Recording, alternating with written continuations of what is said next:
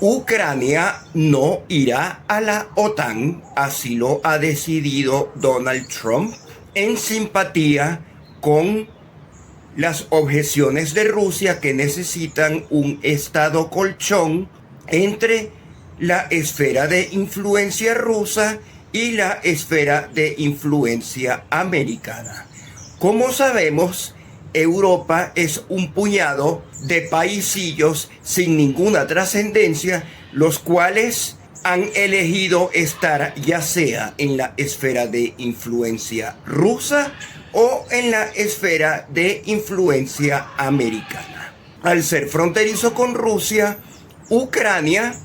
no puede estar formalmente en la esfera de influencia americana a través de la OTAN, ya que Estados Unidos sabe que ello irrita a Rusia de modo tal que se producen guerras. Si Ucrania desea conformar parte de la Unión Europea, bien podrá, pero no en su componente militar, especialmente cuando la OTAN es financiada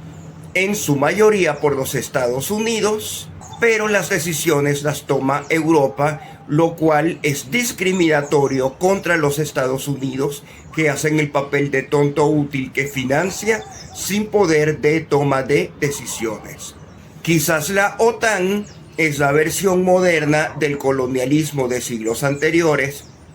cuando Europa extirpaba recursos de las Américas y los usaban para su solo beneficio, y a los americanos nos dejaban humillados. La conferencia de defensa de Múnich ha resultado un completo desastre. Hemos visto que se ha censurado la participación de partidos políticos como el AfD de Alemania, ya que los organizadores alegaban que el extremismo, así haya sido votado democráticamente en las urnas y tenga electores representados por funcionarios de esos partidos, no merecía ser parte de la conferencia, y únicamente algunos partidillos fueron admitidos. Eso lo pudimos ver inclusive en la participación que tuvo Edmundo González Urrutia con la presidenta del Parlamento Europeo,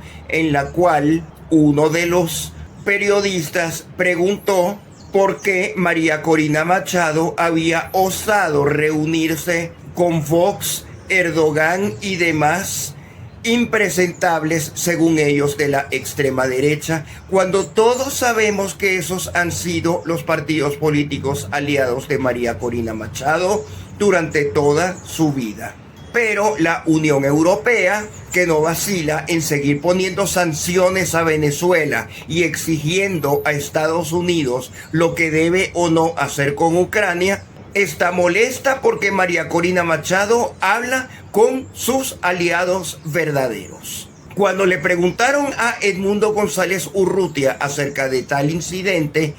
él opinó que él ni siquiera sabía que María Corina Machado se había reunido con los patriotas de Europa, lo cual implicaría que María Corina y Edmundo no están tan alineados como la mediática tradicional quisiera hacernos ver. Y luego la presidenta del Parlamento Europeo concluyó la entrevista hablando acerca de cualquier otro tema, sin darle la oportunidad a Edmundo de explicar por qué sería conveniente o inconveniente que a la causa venezolana nos apoyen los partidos de extrema derecha que fueron vetados de la Conferencia de Seguridad de Múnich. Por cierto, los partidos de extrema derecha que han apoyado a María Corina Machado siempre han sido coherentes en sus denuncias contra el régimen dictatorial venezolano, no mantienen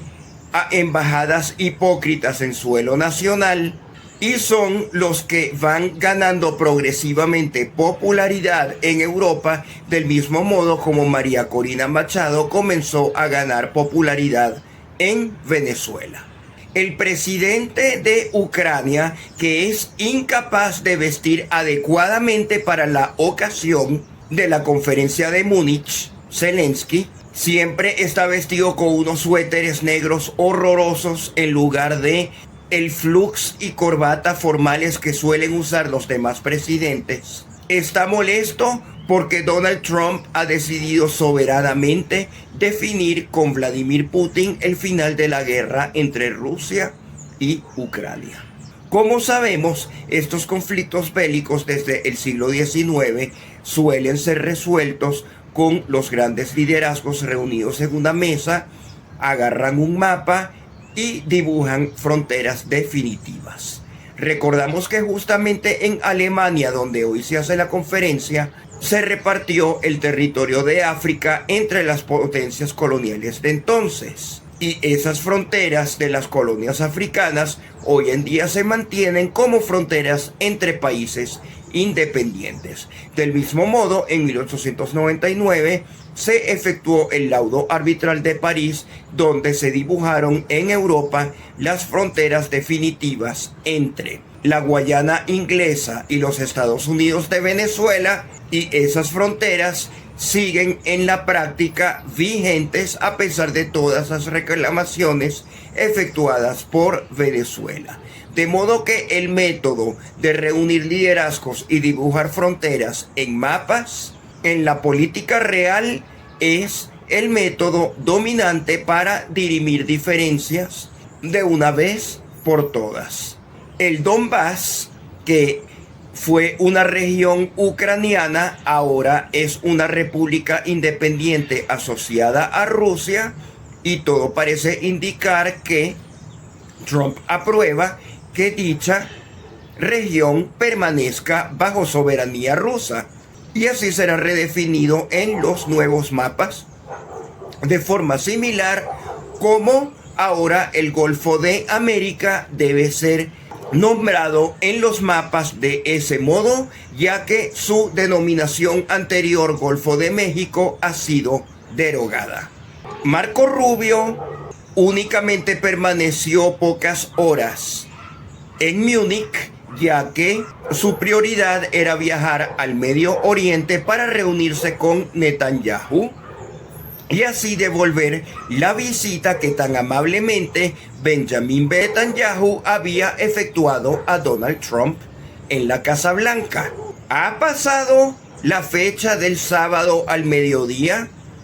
y no todos los rehenes en poder de Hamás han sido devueltos a Israel,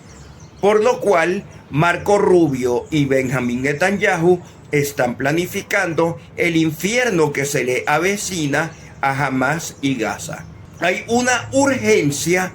por desalojar a la población palestina de Gaza a sus nuevos destinos para iniciar el alisamiento del territorio y posterior construcción de la riviera hotelera del Medio Oriente en Gaza. Las conversaciones se efectúan en Arabia Saudita, cuyo rey está interesado en ser un actor geopolítico internacional de envergadura, que sería la contraparte buena de la maldad que sale de Irán. Y como sabemos, Irán y Arabia Saudita son enemigos tradicionales en el Medio Oriente, y Arabia Saudita desea posicionarse en el eje del bien. Es posible que tras una retórica necesaria para calmar los ánimos locales, Arabia Saudita se aboque a la reconstrucción hotelera de la riviera del Medio Oriente en Gaza. Mientras tanto, Arabia Saudita recibirá a Marco Rubio, procedente desde Israel, donde se encuentra ahora definiendo con Netanyahu los detalles secretos de la próxima ofensiva Israel a los extremistas terroristas de Gaza. Marco Rubio en Arabia Saudita liderará la delegación americana que se reunirá con una misión que ya proviene de Rusia con el completo beneplácito del Kremlin y Vladimir Putin, y comenzarán a definir los detalles de cómo será finalizada la guerra entre Rusia y Ucrania. Como sabemos, las finanzas de la parte ucraniana de esa guerra venían de la administración anterior de Biden, y Donald Trump está en un agresivo programa de reducción de gastos, y el gasto militar para seguir manteniendo la guerra de Ucrania no es rentable para los intereses del contribuyente promedio norteamericano. Lo más cómodo es que Ucrania ceda el territorio que ya perdió formalmente, se dibujen nuevos mapas y Europa se la tendrá que calar, ya que Europa es incapaz de financiar absolutamente nada, y así como despojaban a América de nuestros tesoros coloniales en el pasado, hoy despojan a los Estados Unidos de los impuestos de sus contribuyentes para financiar guerras contra Rusia, en las cuales siempre pierden. Además, Europa forma parte de la esfera de influencia americana y ello conlleva la responsabilidad de obedecer los designios de Donald Trump, quien es el que paga. A nivel nacional, en Venezuela, seguimos en el mismo letargo. Edmundo González Urrutia no se quiere juramentar y de la conferencia de Múnich ahora se dirige a una conferencia de derechos humanos en Ginebra, lo cual es risible porque los derechos humanos no importan en este mundo. Prueba de ello es que el fiscal de la Corte Penal Internacional, Karim Khan, está sancionado por los Estados Unidos, que es un país al cual no le importan los derechos humanos, o por lo menos no le importa la forma legal en la cual se toma en cuenta el tema de los derechos humanos. Generalmente los derechos humanos son vistos por los organismos internacionales como un artículo de propaganda de extrema izquierda que justifica que los terroristas de Hamas y de Hezbollah o los dictadores de países latinoamericanos del ALBA posicionen sus fichas a su entera conveniencia, mientras las personas productivas son las que son acusadas y sentenciadas como violadores de derechos humanos. Y la controversia internacional acerca de la pertinencia o no de legislar acerca de ese tema y la falta de quórum en cómo abordar la existencia o inexistencia de derechos humanos, la falta de fallos jurídicos de la Corte Penal Internacional dirigida por el sancionado Karim Khan desde hace tantos años en Venezuela, todo ello demuestra que los derechos humanos resultan problemáticos y totalmente alejados de la política internacional que realmente se impone en los países. En todo caso, ese es el destino que ha elegido Edmundo González Urrutia, quien en estos días también se reunió con el fiscal de la Corte Penal Internacional, Karim Khan, que como sabemos está sancionado por los Estados Unidos. Es preocupante que Edmundo González Urrutia suele efectuar todo tipo de diligencias destinadas a irritar a los Estados Unidos, y cuando le preguntan sobre la USAID, él dice que ellos disponen de otras fuentes de financiamiento ajenas a los Estados Unidos, lo cual posiblemente sea mentira porque realmente ha sido Estados Unidos quienes todo lo han financiado. Los montos que aporta la Unión Europea para casi nada son irrisorios, inclusive los montos de los premios Sájarov y demás ayudas de Europa suelen siempre ser inferior al $1.000.000, y como sabemos los Estados Unidos siempre han tenido la chequera más abultada, como hemos visto en estos escándalos del USAID y otros que estarán por explotar durante las próximas semanas. Es interesante observar que la Unión Europea está sancionando a Venezuela, según palabras de la presidenta del Parlamento Europeo, mientras que Chevron nos está ayudando a que Venezuela extraiga más de 1 millón de barriles diarios por fin. Chevron inclusive está ofreciendo que la producción petrolera venezolana llegue a un máximo de 7 años en el futuro cercano. Solo basta que el régimen usurpador cumpla a cabalidad sus compromisos con la administración de Donald J. Trump y J.D. Vance para la deportación total del tren de Aragua y demás delincuentes migratorios de origen venezolano, lo cual garantizará un suministro confiable de crudo pesado venezolano hacia las refinerías ubicadas en el Golfo de América. Como sabemos, los aranceles impuestos a Canadá y México resultan prohibitivos. El crudo proporcionado por Canadá y México es parecido al crudo venezolano